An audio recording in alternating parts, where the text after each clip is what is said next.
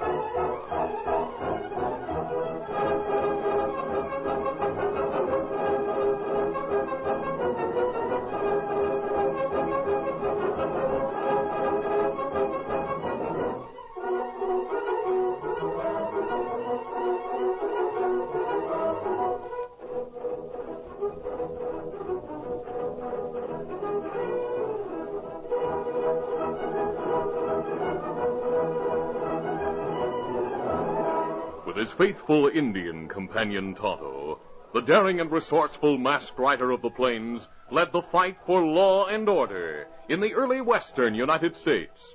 Nowhere in the pages of history can one find a greater champion of justice. Return with us now to those thrilling days of yesteryear. From out of the past come the thundering hoofbeats of the great horse Silver. The Lone Ranger rides again. Come on, Silver. Let's go, big fella. I'll Silver. Away!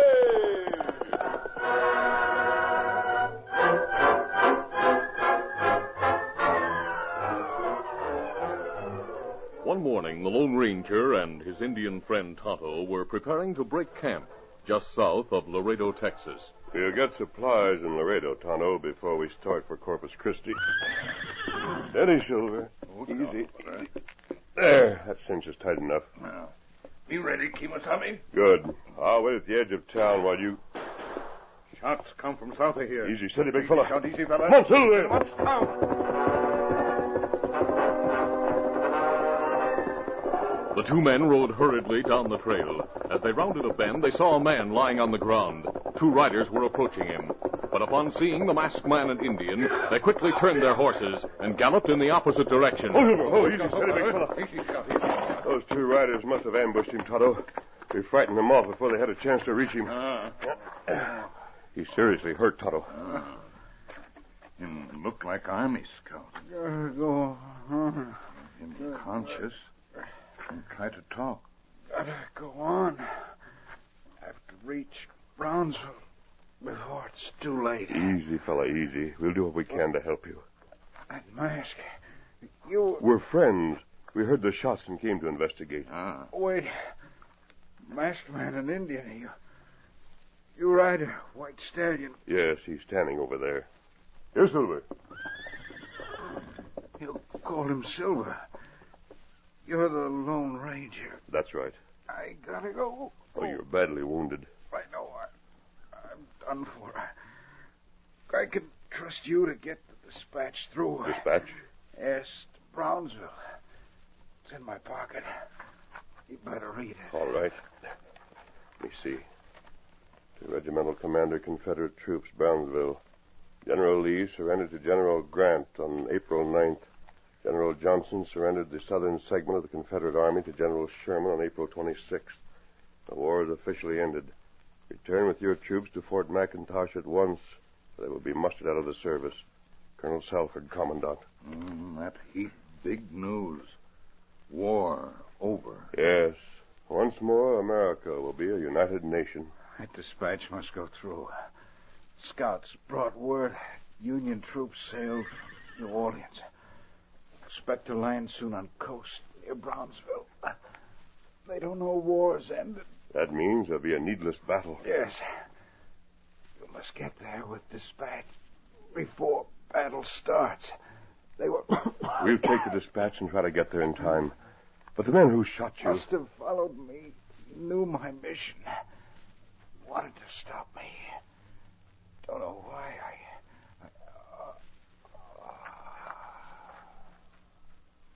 Him gone, Kimasabi. Yes, poor fellow. Well, Tonto, we'll bury him, then start for Brownsville. Many lives will be needlessly lost unless we get there in time to stop the battle. Why you think men not want dispatch get through? I don't know, but we'll have to be on guard all the way. All right, let's get busy, Tonto.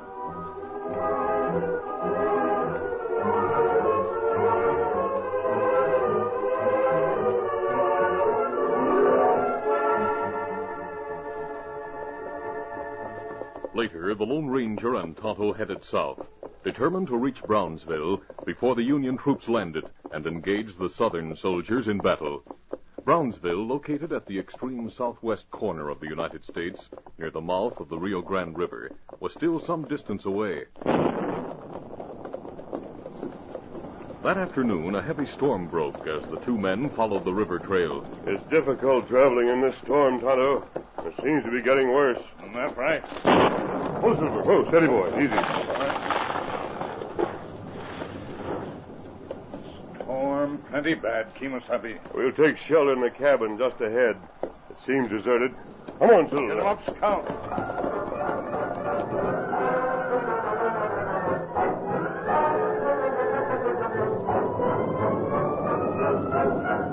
The masked man and Indian sheltered their horses in a lean-to behind the cabin. Then they went inside to wait for the storm to abate. The heat inside was oppressive, and Tonto went to open a window. Kimasabi, you look quick. Clouds plenty black and low. Strange funnel on edge of cloud. Drop to earth. Tonto, that's a tornado. Get on one of the bunks, quick.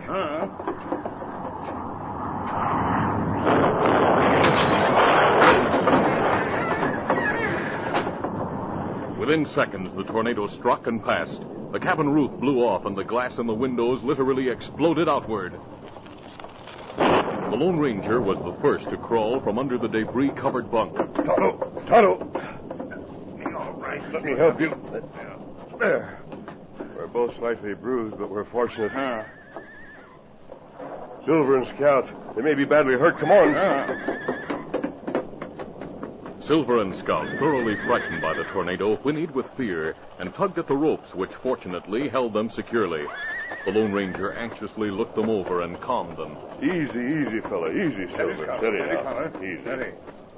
Lean to go away, but them not seem hurt. Thank heaven for that. If we'd stayed on the trail, it might have been fatal for all of us. Big wind that come like big snake. Plenty mean. A man is helpless against a tornado. One never knows what to expect. That's right. The trails will be littered and the going rough, but we must get through, Tonto. Storm letting up now. Yes, we'll mount and go on. Easy, steady, big fella. Easy, fella. Come on, Silver. Get 'em up, Scout.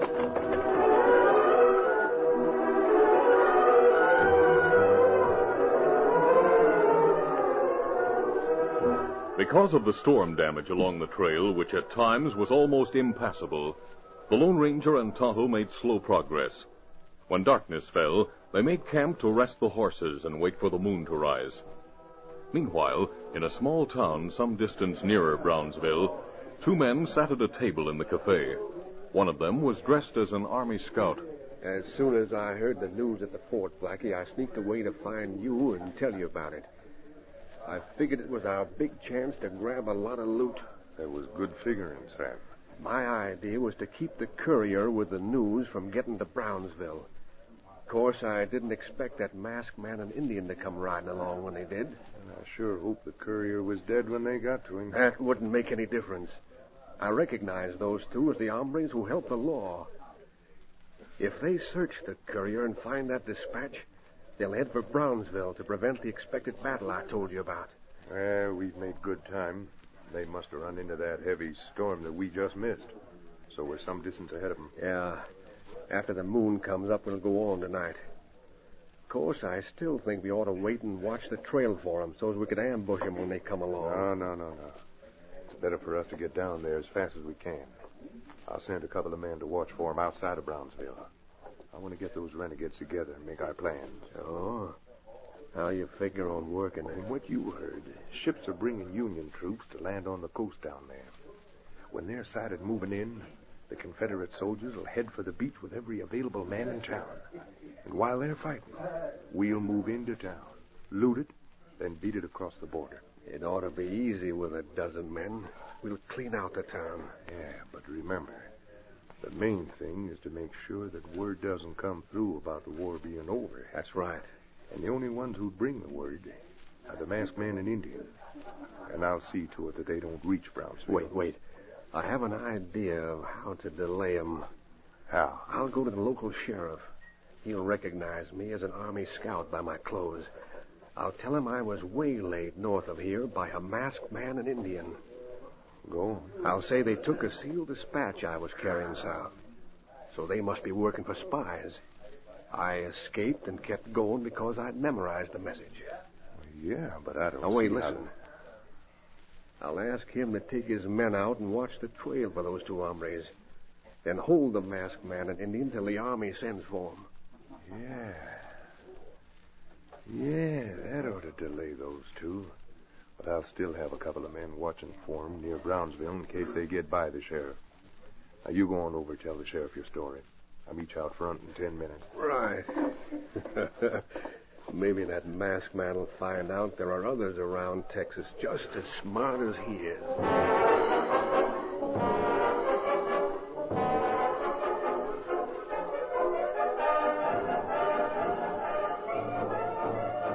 Sam went to the sheriff and gave a convincing story about the masked man and Indian. Then he and Blackie hurriedly left town and headed for Brownsville. Dawn had broken when the Lone Ranger and Tonto rode the trail outside of the town where the two crooks had stopped. As they approached some large boulders, a shot rang out. Stop your horses and leave, both of you. Oh, down. Oh, fella. Do as he says, Tonto. Through there. These are the two owl hoots the Army scout told us about. What's this all about? You know without asking. I want the dispatch you stole from an Army scout last evening. Then we're taking you both to jail and holding you till the Army sends for you.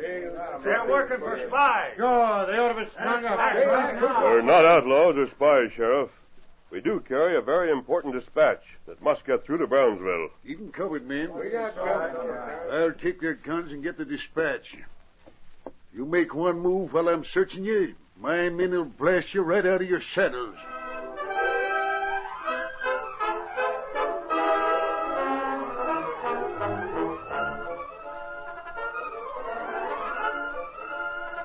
The curtain falls on the first act of our Lone Ranger adventure.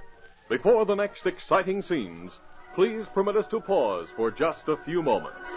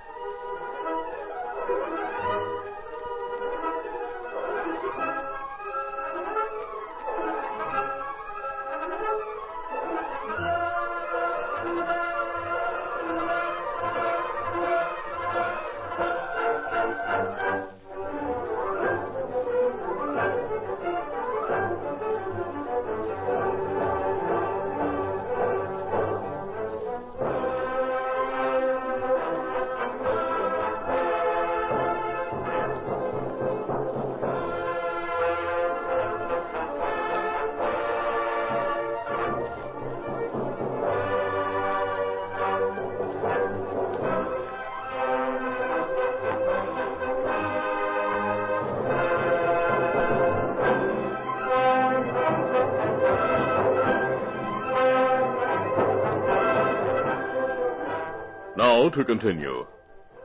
The Lone Ranger and Tonto sat with hands raised as the sheriff moved closer to take their guns and get the important dispatch. The sheriff's men had formed a semicircle before them and were ready to shoot. First, the sheriff took their guns. There. I'll hand over the dispatch. Many lives depend upon that dispatch. Reach into my pocket and get a letter you'll find there and read it.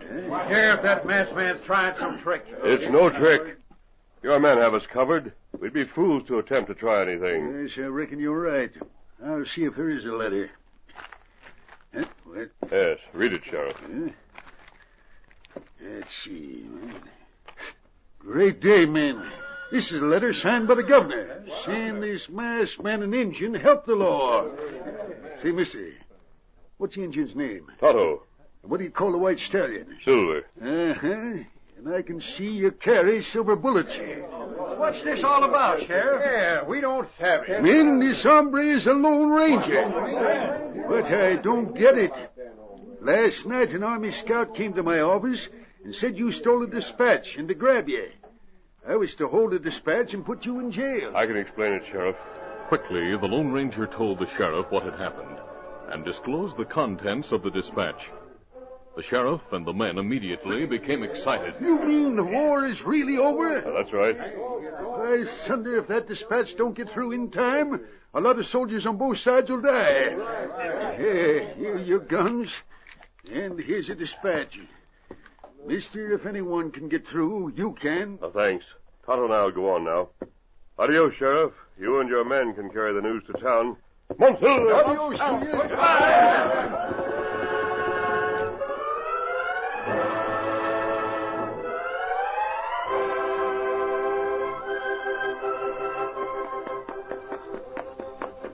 It was after dusk a few days later when a scout hurriedly entered the headquarters of the Confederate commander at Brownsville. The sergeant tells me you bring important news. That's right, sir. I've just come from the coast. Several naval vessels were sighted late this afternoon. Union vessels, sir. They're headed toward the coast. They must be planning to make a landing of troops. That's what we think, sir. I'll give orders at once for the regiment to repulse the landing. We'll fight to the last man to keep them from taking Brownsville.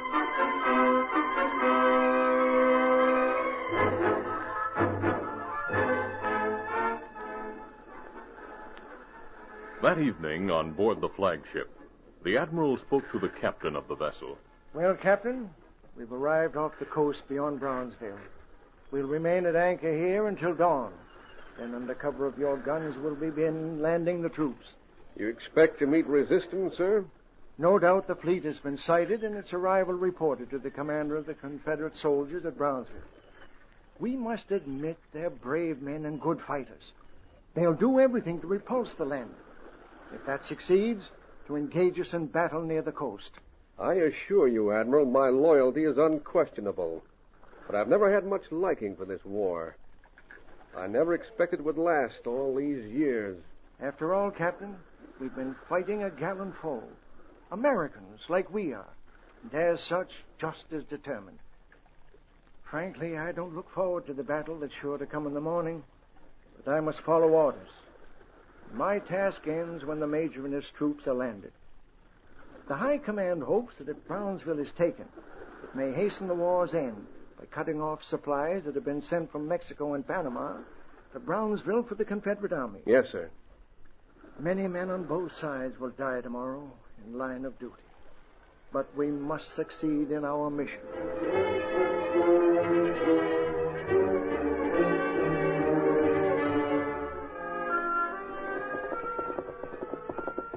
Before dawn the following morning, in the faint flush that preceded the sunrise, the Lone Ranger and Tonto approached Brownsville. The morning breeze blew toward them as they rode along the trail. They were approaching a turn when the great horse Silver caught the scent of men and horses. He slackened his pace and abruptly came to a stop. Easy, Silver. Easy, boy. Easy. Oscar, off I lie. Oh. Tonto, Silver seems to be warning us of danger ahead. That's right. The men who shot the courier, and who must have been the ones who tried to get the sheriff to stop us, may have planned an ambush. We'll dismount and leave the horses here. Then we'll move through the woods on foot and find out if there's anyone waiting ahead. All right, let's go. Easy, steady, big fella. The two men dismounted, then went forward through the brush and trees to investigate.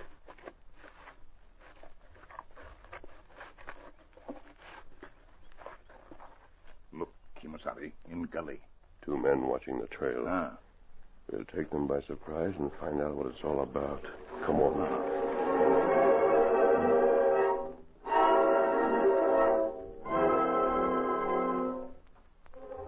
In the gully, 2 rough-looking men waited and watched the trail. This is the second day Blackie's had the trail watch for a masked man and Indian.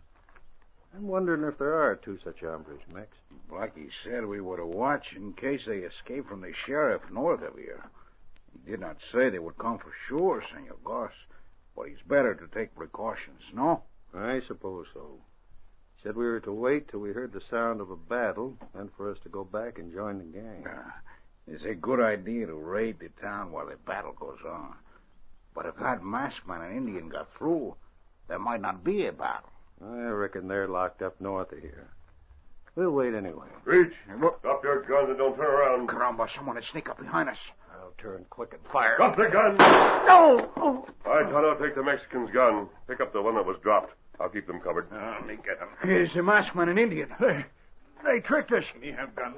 Who sent you? Why are you here? Speak up. Don't shoot, senor. You'll die if you don't tell what's going on. Max, keep quiet. Senor Blackie does not care if we die, Goss. Talk, Court. Say easy, senor. Senor Blackie sent us. It is his gang that will raid the town of Brownsville when the battle starts on the coast. So that's it. All right, Tonto, we'll tie these crooks. The 2 crooks were quickly tied hand and foot, and Tonto bandaged Gus's wounded arm. Then the Lone Ranger said, We'll have to leave them here until they're sent for. Kimasabi, that big guns. Them start battle. Warship guns, Tonto. The troops from the ships will soon land. We must get there quickly. Come on, we get our horses.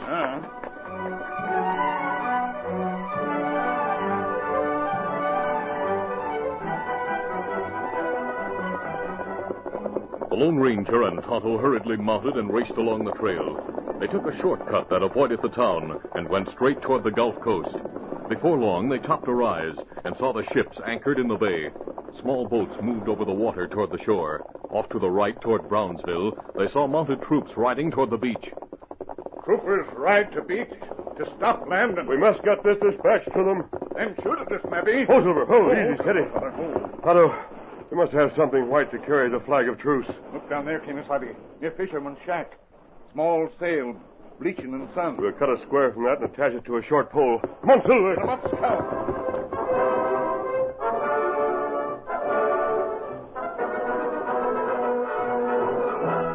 At the fisherman's shack, the masked man and Indian quickly fashioned a crude flag of truce.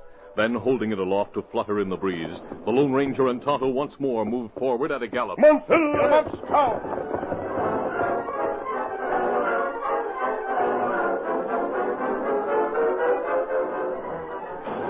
On the bridge of the flagship, the Admiral stood watching through a telescope. Boats are nearing the shore, sir. There come the Confederate troops to meet them. Yes, Captain, 2 riders, one of them seems to be masked, has ridden between the mounted troops and the shore. The masked man carries a white flag. It may be a trick. No, the foe wouldn't resort to anything like that. Cease firing. I'm going ashore to find out what's going on.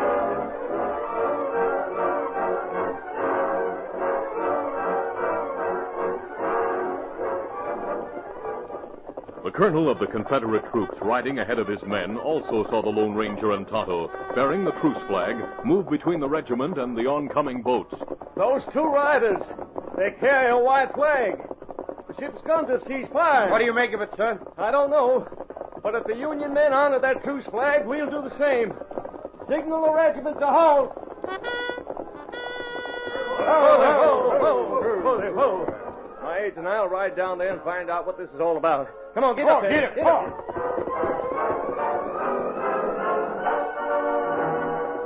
When the colonel and his aides approached the masked man and Indian, they held drawn guns. Steady. You 2 are covered. Now, explain the meaning of this. Why do you, a masked man, and this Indian... Just a minute, Colonel. Read this dispatch, please. And that the Confederate Army had... Great day. Now, this is almost unbelievable. The war has been officially over for some days. That's it. The Confederate High Command has surrendered. Colonel, sir. Here comes an admiral from the fleet. He has a surprise coming. Gentlemen, came here respecting this truce flag. But I assure My you... sword, Admiral. What? I don't... I surrender to you as one of higher rank, sir. I'll order my men to surrender their arms at once. This is amazing. Read this dispatch, sir. The amazed admiral read the official dispatch. His eyes were misty as he looked up and said, Colonel, I dread to think of the outcome, the suffering and loss of life. We hadn't received this dispatch in time. We have the masked man to thank for that, sir. You and your men were gallant foes. True Americans. I'm glad the war is over. So am I. Of course, we don't know what the result will be for us. Colonel, I'm sure President Lincoln will want nothing more than to have you and the fine men of the South go to their homes and pick up where they left off. The United States is once more a united nation. That's right. There's something else, sir. Quickly, the Lone Ranger told of Blackie and his gang. He told of their plans to sack the town. Then the admiral spoke. Colonel, keep your sword for the time being. What? Take your men back to Brownsville and capture those bandits. I'll follow and meet you there later. Very well, sir. We'll go at once. Easy, steady, big fella. Hal and I'll ride with you, Colonel. Good. Get up there. Come on, Silver. Watch cowards. Later, the soldiers captured Blackie and his men and picked up the two crooks who had tried to ambush the Lone Ranger and Tonto. At Army headquarters, the admiral accepted the colonel's sword in surrender. Then the Lone Ranger spoke. I feel that the years will bring back the close relationship among our peoples, Admiral. War is a terrible, but at times a necessary evil. I'm glad it has ended. So am I. Well, my friend is waiting outside. Someday I hope to meet both of you again. Adios, Colonel. Adios, Admiral. Goodbye. Goodbye. Goodbye, sir. Colonel, we fought on opposite sides. But I'm sure you're as glad as I that we were prevented from meeting in battle a while ago. That masked man is due our heartfelt thanks. I wonder who he is. I'll learn from the captured outlaws, Admiral, that he's an outstanding American who was trusted by the high command on both sides during the unfortunate struggle. He's known as the Lone Ranger.